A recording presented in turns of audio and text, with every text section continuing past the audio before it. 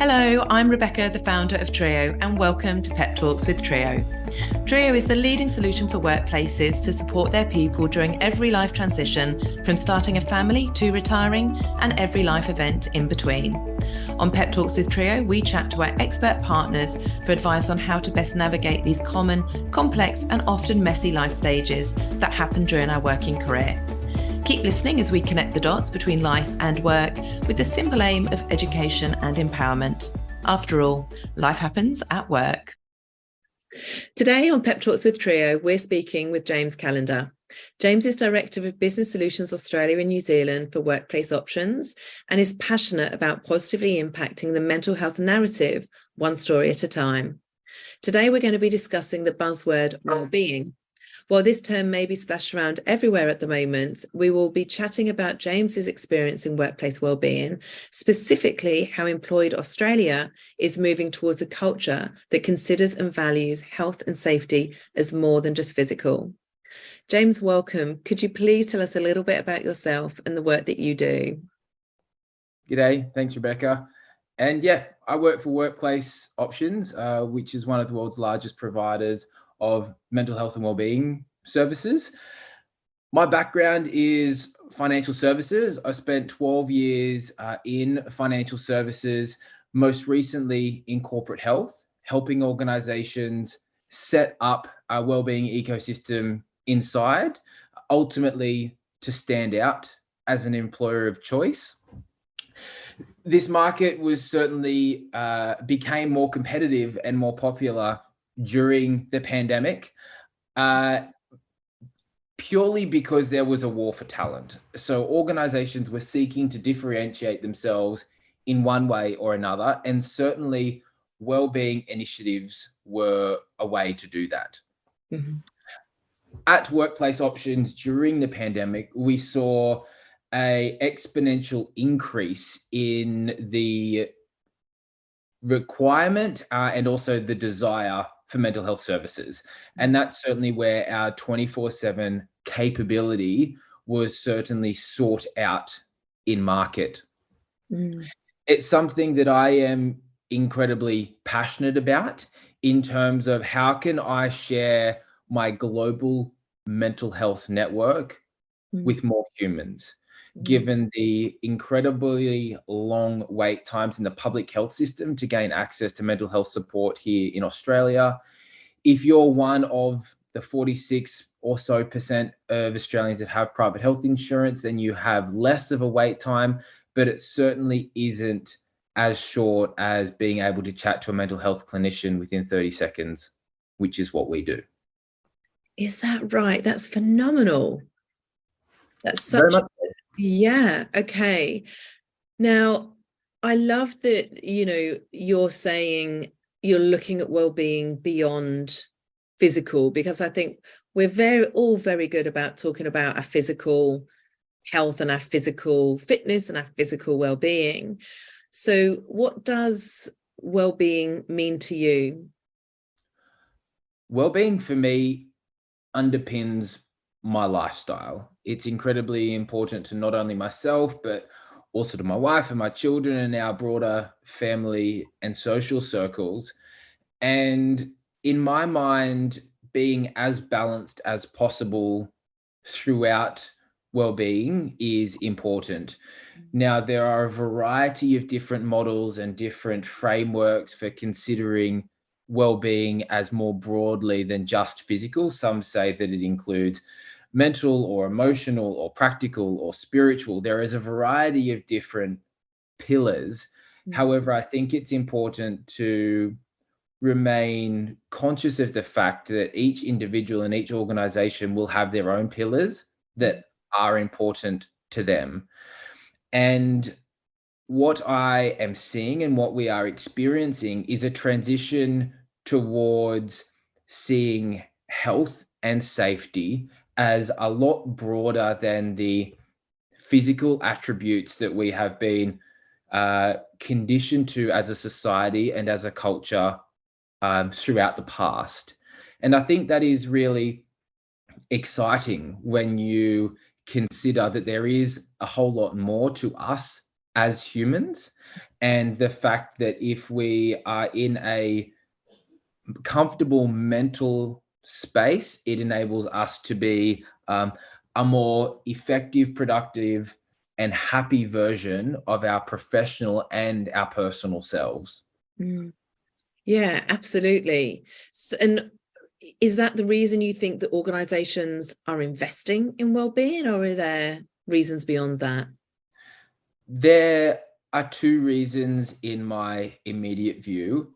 Certainly during the pandemic, there was a lot of employees that were either encouraged or forced to work from home.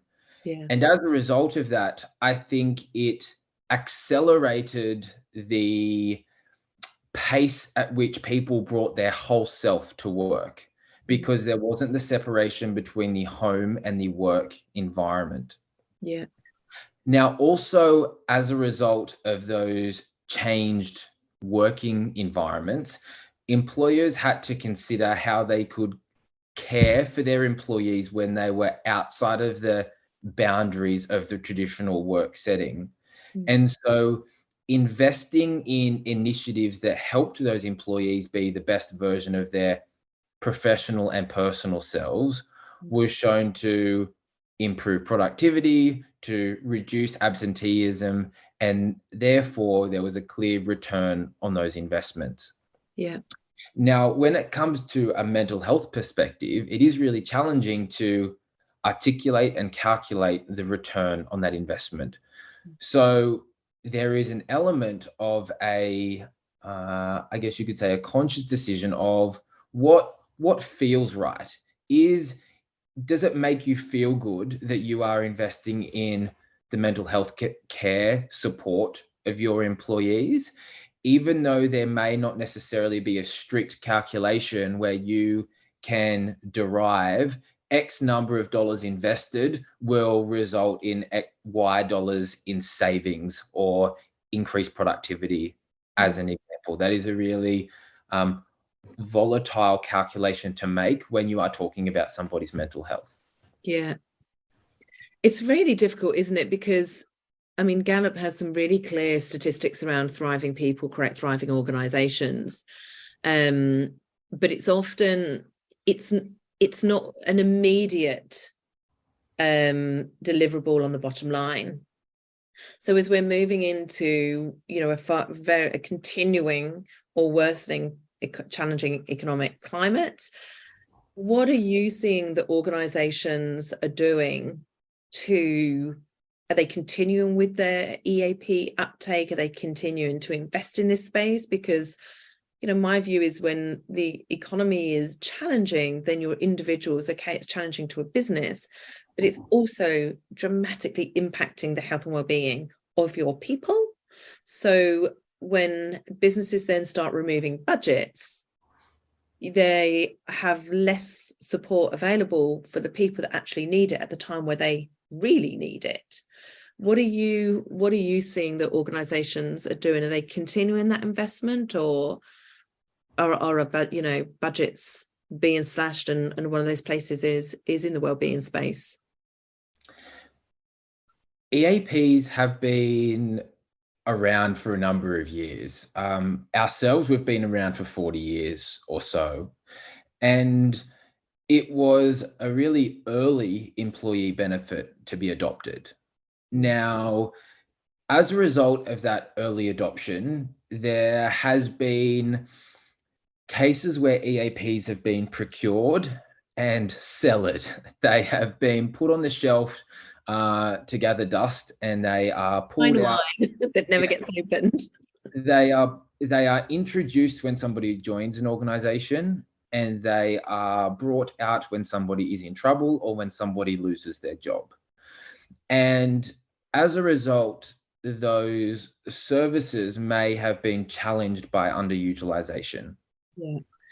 Now, the pandemic was a great catalyst for employees to revisit the wellbeing benefits that they have access to, one of which was certainly mental health support.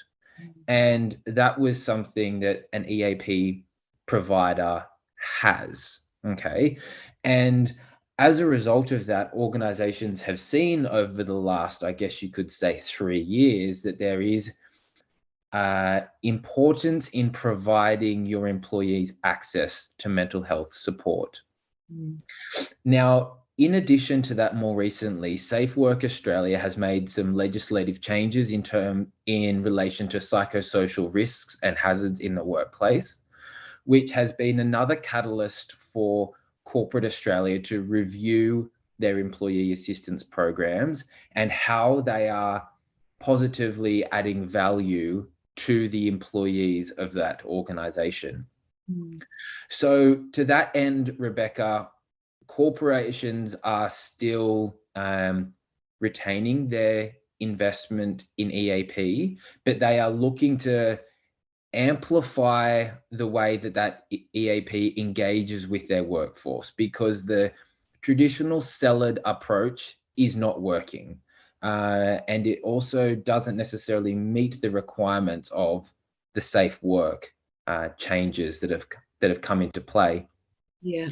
Now, the way that organizations like us are facilitating that transition is by integrating ourselves within the employee journeys of those organizations, so that we are actively showing employees how they can engage with our products and services at various points along their employee journey. Yeah.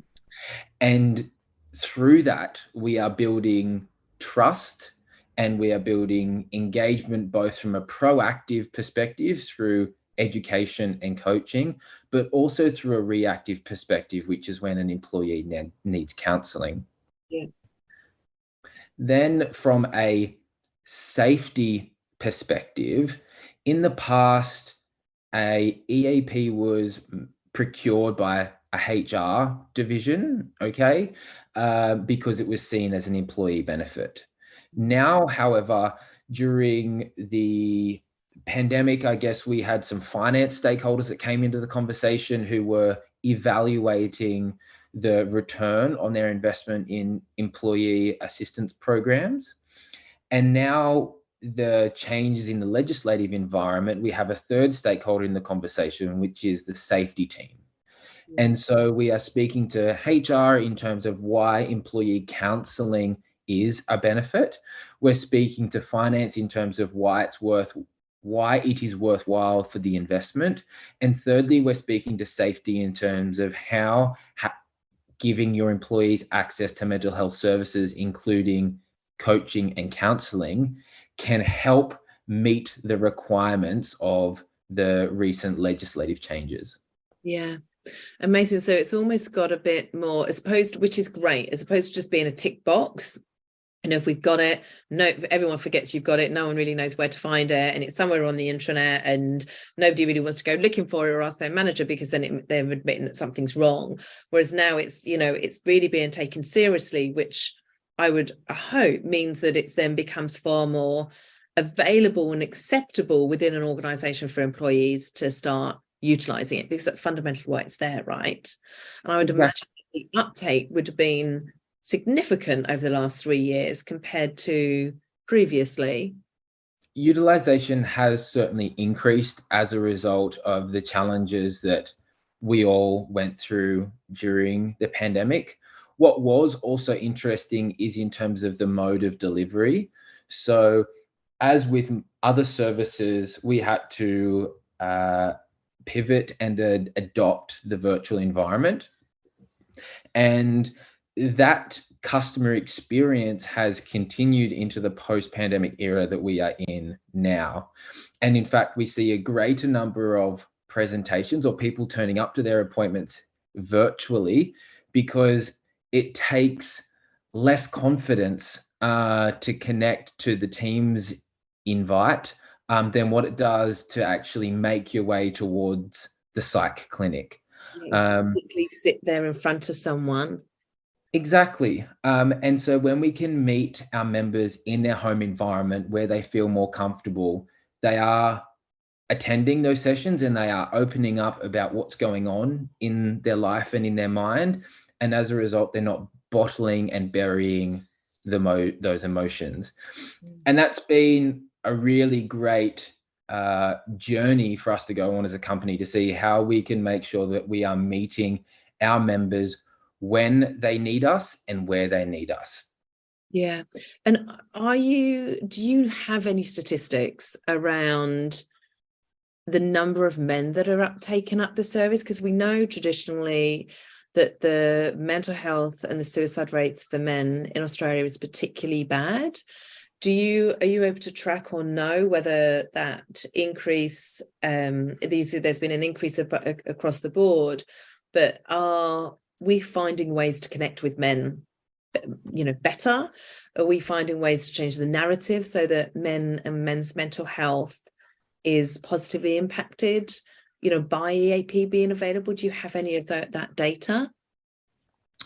On hand, no. I know, I'm just spinning this off the cuff because it's we cover just under 79 million lives around the world. wow. And so there is an incredible pool of individuals there which we are supporting. And certainly within that, there are a variety of genders, cultures, and other presentations that we sensitively speak to, support, and coach and counsel. Okay. What is critically important in services like ours is communication. And to your point earlier, Rebecca, around how people find out about their EAP, or as we refer to ourselves as a wellbeing partner, is traditionally it's just been that phone number that's buried somewhere on the intranet, or it's in a wallet card. We actively work with our clients to make sure that the products and services that we have are actively communicated within the employee base. And we do that through content, we do that through training, and we do that through a variety of other self-help resources, so that those individuals, irrespective of their gender, feel comfortable engaging with the resources, and therefore, if and when they need assistance, they know where to go to find it. And we're taking that communication a step further in terms of traditionally a workplace benefit provider would communicate through all staff emails, or it would be a poster in the lunchroom, or it may be a thumbnail on an intranet site. And we know that mental health doesn't start and stop at work. And so we actively maintain a communication strategy that meets our members in their professional environment, but also in their native personal environment and platforms. Okay, so our content is also distributed across a variety of the social media platforms, so that our members are actively consuming our resources, our brand, and we are building that engagement beyond the all staff email that may go out a couple of times a year. Yeah, was that sort of nudge reminder of this is available. And you speak about counselling and coaching, and I wonder whether, having that coaching element attached to counselling, because there's such a stigma associated with counselling and psychologists, and whereas coaching has always been a far more acceptable thing to talk about and, say, yes, I've got a coach. I wonder if, actually having that positioned as that actually, removes the barriers for individuals to reach out and start seeking support, because it's a more softer approach, but actually once they're in, then they can be directed to the support that they need. The most important piece is capturing people. Exactly, and encouraging those individuals to reach out for a conversation. And you're certainly correct there, Rebecca, in terms of coaching doesn't necessarily have the clinical connotations. Sometimes it can have performance orientations, okay? And as a result, people are more comfortable engaging in that.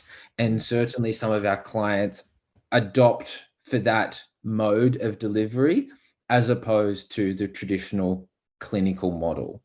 It is quite powerful when you see more employees within an organization engage with the service, because naturally when they access the service, they don't necessarily know what they need. They don't call in requesting a wellness coach or a life coach or a counselor that specifies in trauma, for example. They just know that they need some guidance or that they need some help. And making sure that our people and our resources are there to meet them when they make that call. And part of the communication strategy, like what I was referencing before, is helping employees understand what they can reach out for support in, okay? Yeah. And that it's not just for when they feel broken, because quite often we can get ourselves into a state of mind where we convince ourselves that we're not broken or that there's someone that's worse off than us, as an example, when really the service can be there just to help you be the best version of yourself and to reach your full potential. Yeah. And it's not uncommon for us to have conversations with members who have been through our services, and they would be reflecting in terms of, I don't know why I waited so long. If I have a sore ankle, I go and see the physio. If I can't see the distance, I go and see the optometrist. And for an individual to get to that point where they realize that the service enabled them to put the puzzle pieces where they belong in their mind and to put them on the right track is incredibly energizing for me as a professional, because as I said, I want to connect more humans to my services. But equally for that individual to go, I didn't need to be broken to go and see that person. Yeah. And that person's engagement with us may only last 30 minutes, or it may last 6 hours if they go through a full complement of sessions. However long it takes that individual to reach that point of resolution where they are in the driver's seat of their own mental health journey, that is what we're here for. Yeah, I love that, because I mean, we spoke before, earlier before we started recording, about the fact that I just found myself completely depleted and exhausted, and took a week off last week. And it had come about extremely quickly in my mind, but actually looking back over time, I was on that slippery slope towards burnout. And I love the fact that, you've got a service that's available that is almost more of a prevention. Yes, you are there to cure, but, opening the door to prevention and awareness is so much more powerful, because if people are then needing support, then that support is often shorter. It's not at the point of breaking. You sort of preempt that, and shorten and remove that breaking point, because you've captured them early. And that's very much what we try to do with triiyo, is to take them on the journey of what, supporting them before they are at breaking point. So I love that. And just before we sort of wrap up, from a personal perspective, I love that this is, you're so passionate about this. What do you do for your own, health and well-being? What if you were going to leave a couple of tips for listeners today, what do you find in all of the things that you know and that you do, what's most powerful if we were to start something today? The most recent thing that I did was I moved the majority of apps on my phone to my second swipe. Brilliant. So that's the thing that we can all do. My first swipe, I'll look at it right now. My first swipe is my camera, because I've got 2 young kids and I've got a beautiful wife. The weather, because we like to spend lots of time outside. My store card, because I use my everyday Woolies rewards card. And Spotify. Yeah. Everything else, emails, the social media apps, including LinkedIn, it's all on my second swipe or buried in folders, because I found that I was spending a lot of time clicking on these thumbnails on my home screen and getting into a vicious cycle of, it's just wasting time. And it was also distracting if it was for a work purpose. So that was my first step. And that came through some meditation that I did not so long ago, in terms of being purposeful and present in the item that I am focusing on at that point in time.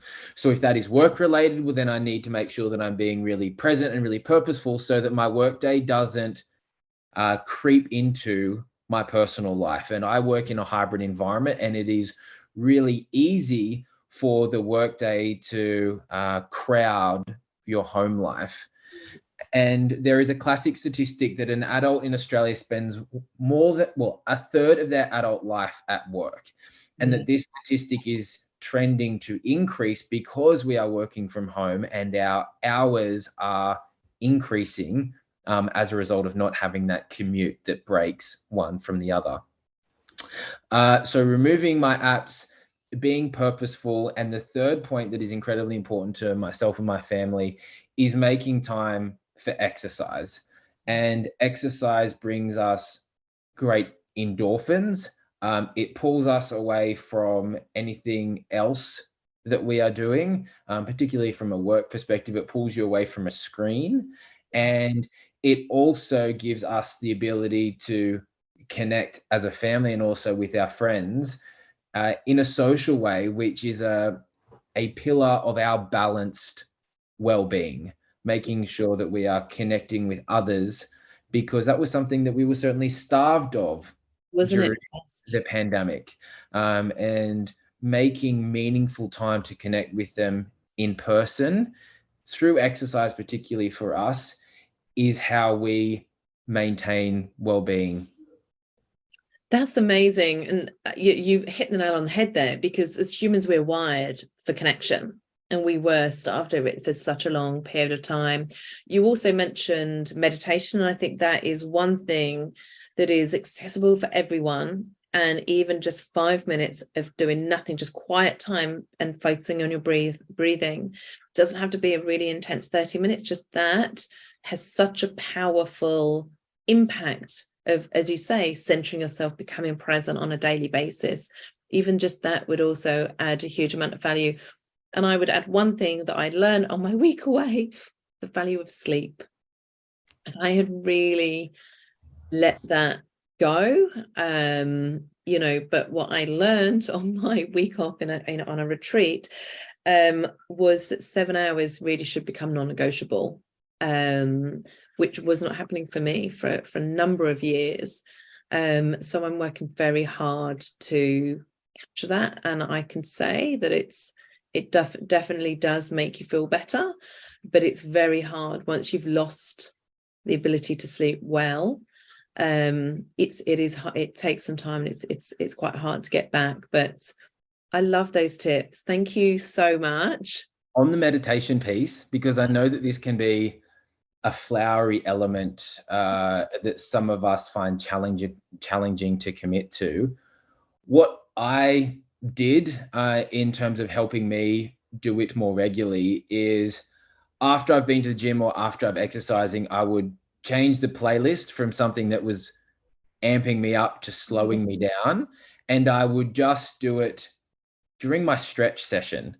And if I'm in a space where I can exercise by myself, I'll turn the lights out, for an example. But that change in pace of music and being with your thoughts during stretching is how I've managed to fit meditation in, because stretching was a goal of mine from an athlete's perspective, that I needed to do it more regularly.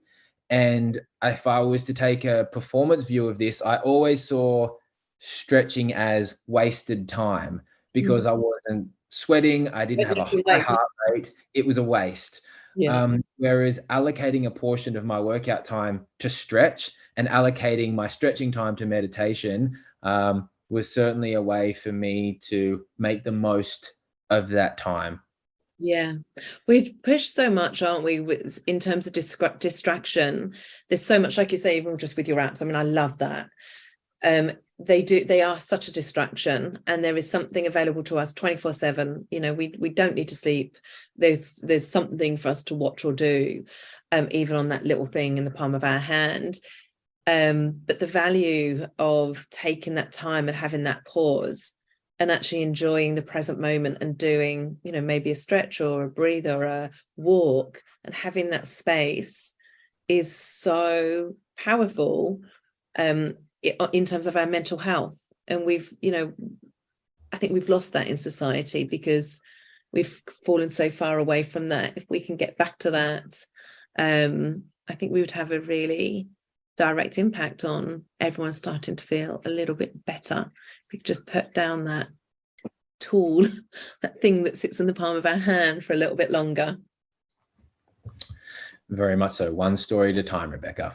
That's right. James, thank you so much for talking to me. It's been really, really interesting. I love the work that you guys do. So hopefully organisations can listen and take on board your advice. Thank you. Have a good day.